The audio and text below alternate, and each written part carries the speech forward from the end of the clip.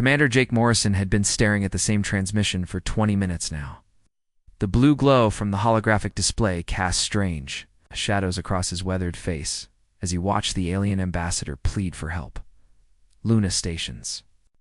Communication center hummed quietly around him, but Jake's full attention was locked on the desperate message that had traveled across half the galaxy to reach them. The being on the screen was unlike anything in Earth's databases.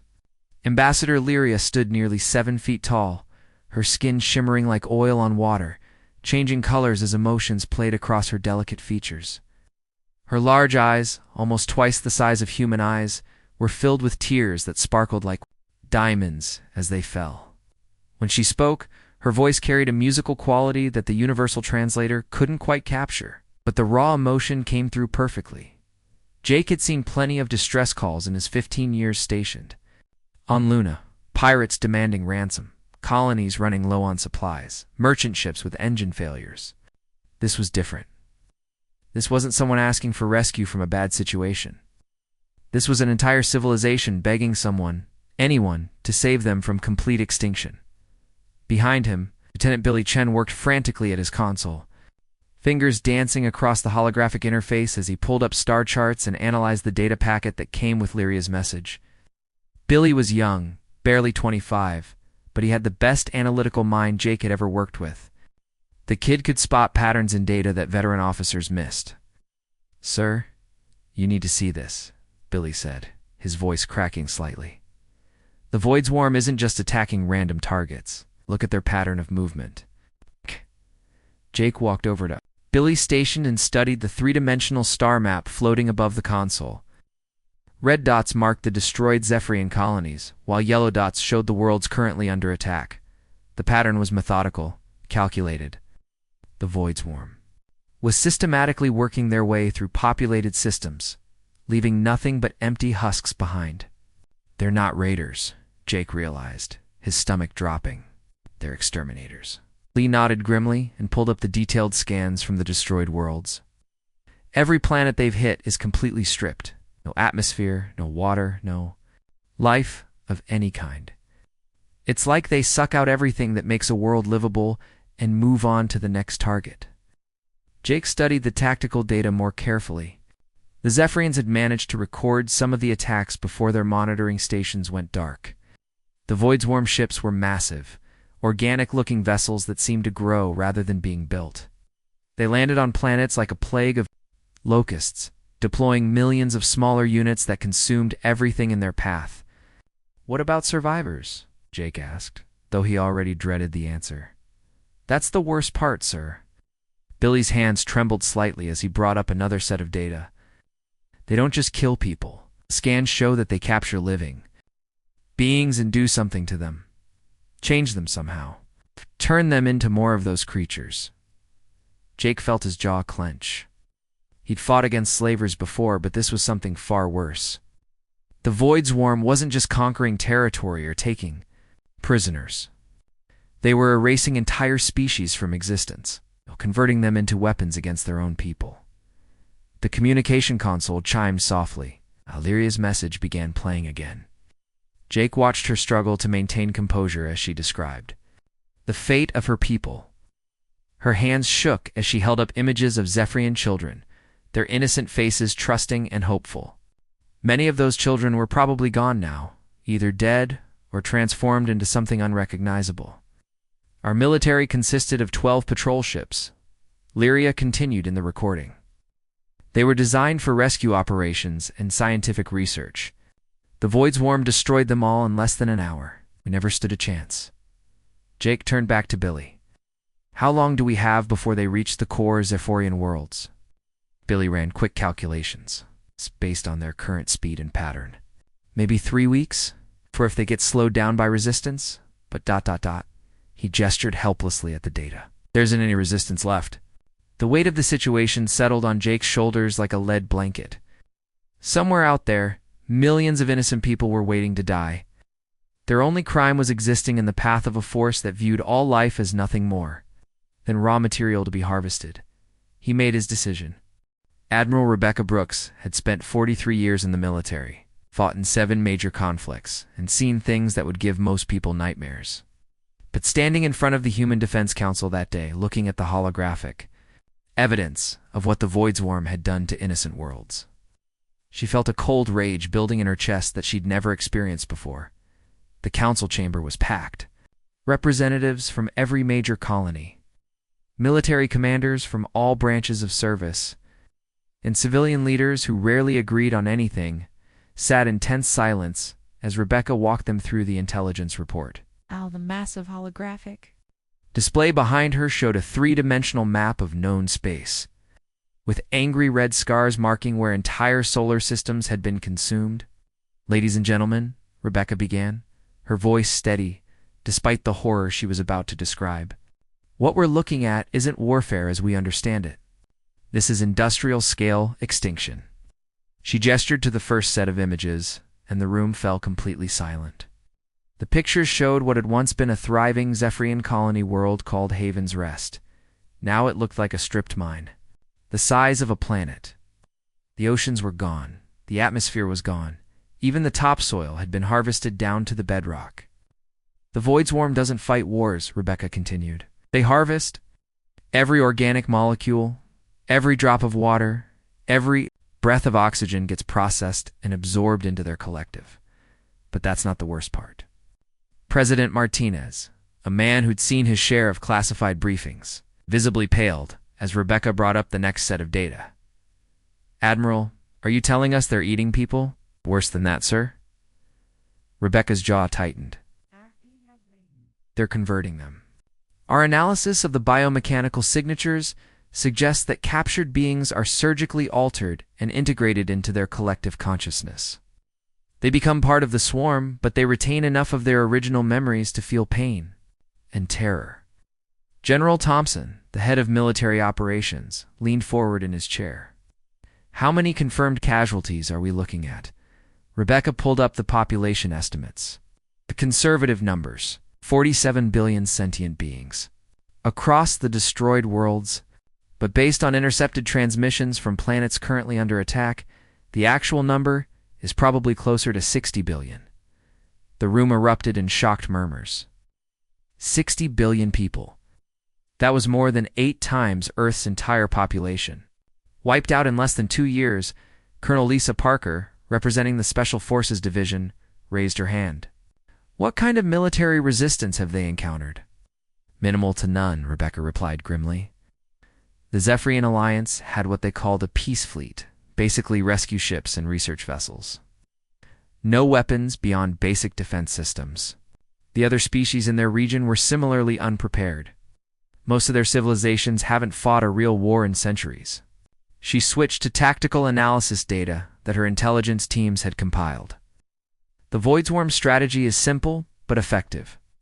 They arrive in overwhelming numbers, deploy millions of smaller harvesting units, and strip everything useful from a planet in a matter of days. Any resistance is quickly overwhelmed through sheer mass. "But they've never faced anything like human military doctrine," Thompson pointed out. Rebecca nodded. "Exactly. Their entire approach relies on their enemies being passive or lightly defended. They use terror tactics and biological horror to break morale quickly. They've never encountered an opponent that fights back with organized, sustained resistance." She brought up comparative analysis charts showing human military capabilities versus observed Void Swarm tactics. "Our intelligence suggests they have no concept of strategic bombing, coordinated fleet actions, or combined arms tactics. They're used to prey that runs or surrenders. They don't know how to handle predators." President Martinez studied the data carefully. "What's your assessment of their technological capabilities compared to ours?" "Their biomechanical technology is impressive, but it's specialized for harvesting and conversion. Their ships are fast and numerous, but they're not built to withstand concentrated firepower from military-grade weapons. Most importantly, they seem to lack any real command structure beyond hive mind coordination." Rebecca paused and looked directly at each member of the council. "Here's the bottom line. The Void Swarm is a threat to all life in the galaxy.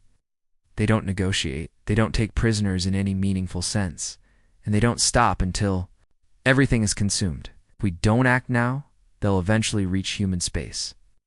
And when they do, Earth will just be another stripped planet in their path of destruction. The silence that followed was heavy with the weight of decision. President Martinez spoke. Recommendations, Admiral? Rebecca's expression hardened into something that would have made her enemies take a step back. A full mobilization of all military assets. We're not fighting for territory or resources here. We're fighting to prevent genocide on a galactic scale. This is a war for survival, and it ends when every single Voidswarm ship is destroyed. The vote that followed wasn't really necessary. Everyone in that room understood what needed to be done. Captain Mike Sullivan had been in combat for over 20 years, but nothing had prepared him for what he saw. When his strike force dropped out of hyperspace near Zephyr 7, the planet that had once been home to 12 million Zephyrians now looked like a cancer patient in the final stages of the disease. Massive strips of the surface had been carved away, leaving ugly brown scars where forests and cities used to be. The atmosphere was thick with smoke and ash, and even from orbit, Sullivan could see the mechanical tendrils of Voidswarm harvesting equipment burrowing deep into the planet's crust. Jesus Christ, whispered Lieutenant Amy Foster from her position. At the sensor station, her voice carried the shock that everyone on the bridge was feeling. Sir, I'm reading massive biosignatures down there.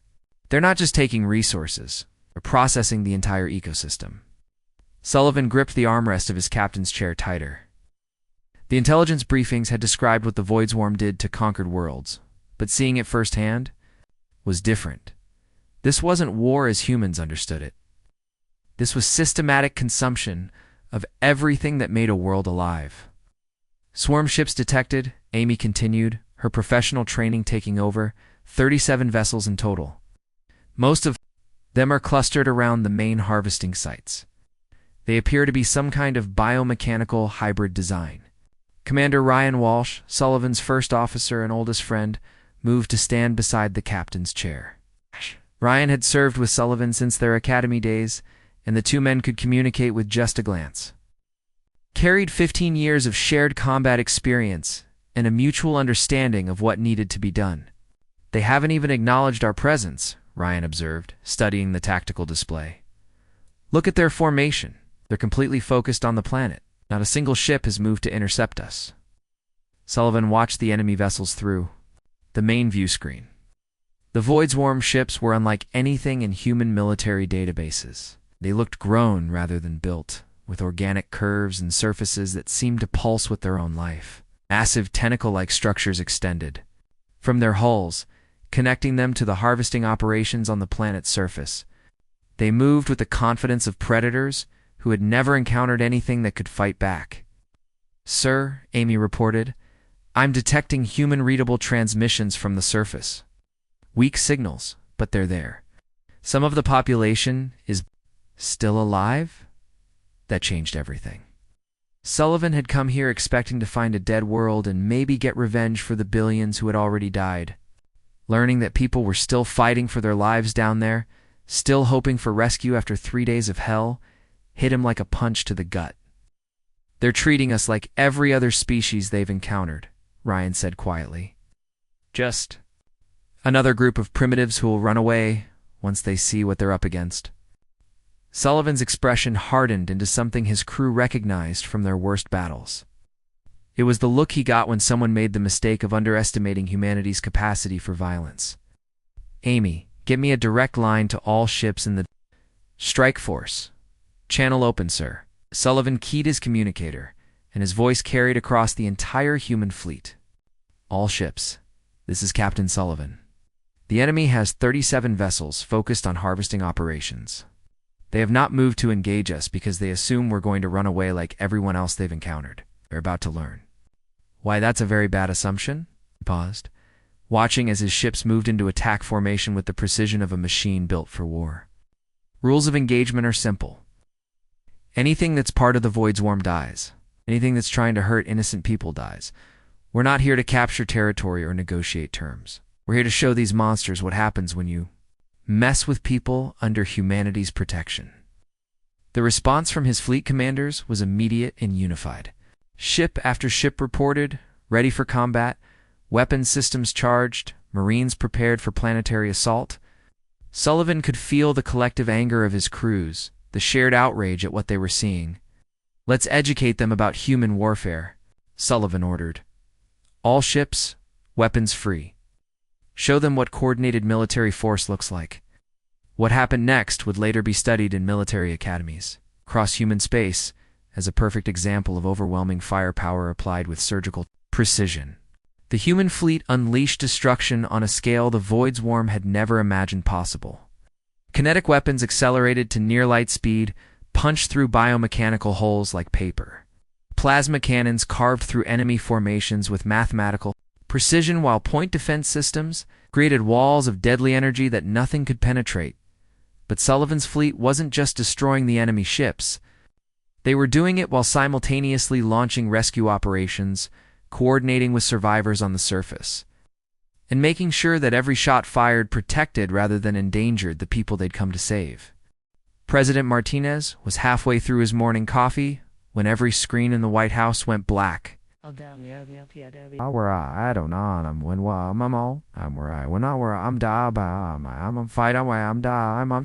The most horrifying face he'd ever seen filled every display from the Situation Room to the kitchen monitors.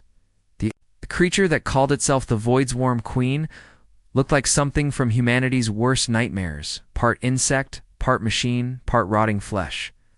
Her multiple eyes glowed with an unnatural light, and when she spoke, her voice sounded like grinding metal mixed with the screams of dying worlds. "Humans," she hissed, the word dripping with contempt. "Your pathetic species dares to interfere with the great harvest. You have destroyed my children and delayed the consumption of inferior worlds. This ends now." Martinez set down his coffee cup with hands that refused to shake even though every instinct in his body was telling him to run. Around him, Secret Service agents reached for weapons that would be useless against something transmitting from halfway across the galaxy. But the President of the United States had faced down terrorists, hostile nations, and economic collapse. He wasn't about to be intimidated by some alien monster, no matter how terrifying it looked. The Queen's image leaned closer to the camera, her mechanical parts whirring and clicking. "You have one rotation of your primitive planet to withdraw all forces from Zephyrian space. Fail to comply, and Earth will be consumed just like the others. Your children will become part of my collective. Your cities will feed my ships. Your entire species will serve the great harvest." The transmission ended as suddenly as it began, leaving an uncomfortable silence in the Oval Office. Martinez looked around at his advisors, seeing his own grim determination reflected in their faces. Secretary of Defense Johnson was already on his secure phone, barking orders to military commanders across the system. Chief of Staff Rodriguez was coordinating with intelligence agencies to analyze the transmission for any tactical information. "Status report," Martinez ordered, his voice cutting through the controlled chaos. Admiral Brooks stepped forward, her tablet displaying real-time fleet positions. "Mr. President, we've got every available warship moving toward Earth's defensive perimeter. The deep space monitoring stations are tracking a massive Void's Worm fleet headed directly for our system. Initial estimates suggest over 500 enemy ships." General Thompson pulled up tactical displays on the main screen.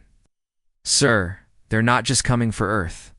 Long-range sensors show Void's Worm forces moving toward Luna Station, the Mars colonies, and the asteroid mining facilities. They're planning to hit everything at once." Martinez studied the incoming threat assessment. The numbers were staggering. The Void's Worm fleet approaching Earth was larger than anything humanity had ever faced in battle, but as he looked at the data, something else became clear. The enemy had made a fundamental miscalculation.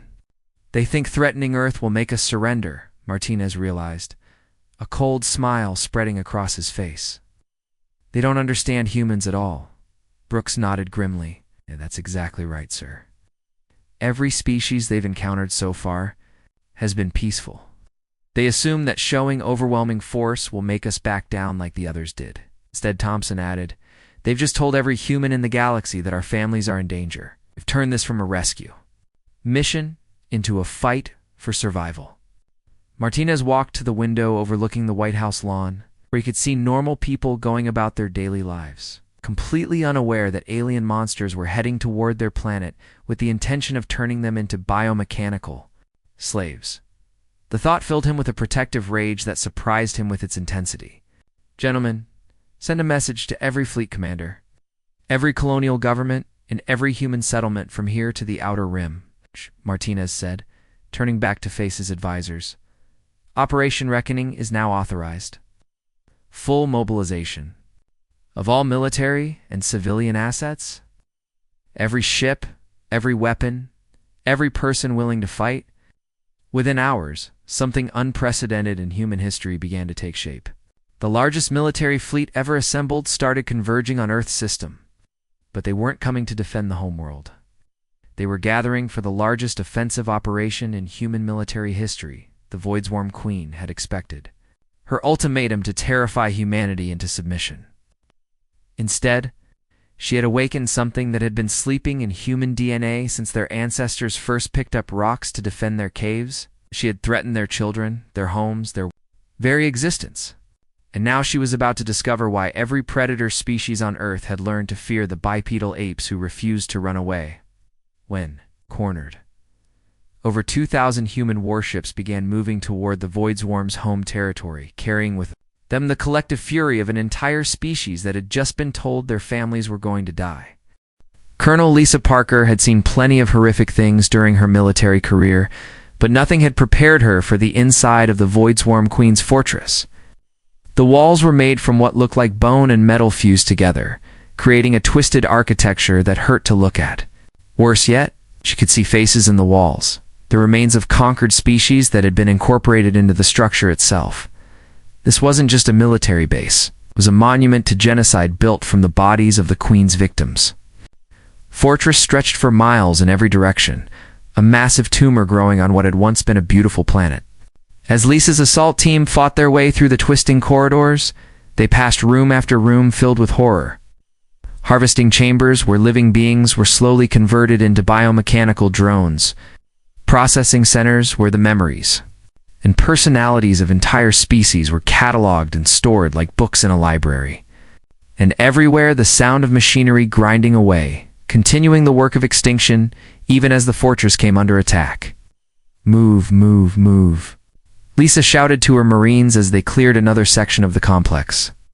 Behind her, a group of human soldiers and Zephyrian volunteers worked together with the kind of coordination that only came from shared purpose. The aliens had insisted on joining the final assault, despite having no military training. They wanted to be there. When their tormentors finally fell, her comm system crackled with reports from extraction teams throughout the fortress. Level 9 cleared, Colonel. We found another batch of cocoon chambers. Looks like they were in the middle of converting about 50 Zephyrians when we hit them. Status on the survivors? Lisa asked, even as she kicked down another door and swept the room beyond with her weapon. Alive, but barely. Medical teams are working on them now. The conversion process appears to be reversible if we catch it early enough. That was the best news Lisa had heard all day. For weeks, the human fleet had been fighting their way through Voidsworm territory, liberating world after world and discovering the true scope of the Queen's empire of horror. They'd found processing facilities, breeding centers, and research stations where the Voidsworm had been experimenting on captured beings for decades. But they'd also found survivors, people who had been written off as dead, but were still alive, still fighting, still hoping for rescue. Lisa rounded another corner and came face to face with a sight that made her heart race. Ambassador Lyria was there, wearing makeshift armor cobbled together from human and alien equipment, carrying a weapon that looked like it had been improvised from mining tools. The graceful diplomat who had sent that desperate plea for help was now fighting alongside human Marines, her face streaked with dirt and determination.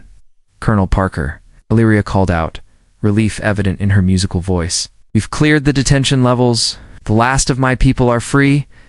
But there are other species we don't even recognize. Some of them have been here for years." Lisa felt a surge of pride at seeing how the Zephyrians had risen to the occasion. These people had never fought a war in their entire history, but when humanity came to their aid, they hadn't just sat back and waited to be rescued. They'd picked up weapons, learned to fight, and joined the battle to free not just their own people, but every innocent being trapped in this nightmare. How many total survivors are we looking at?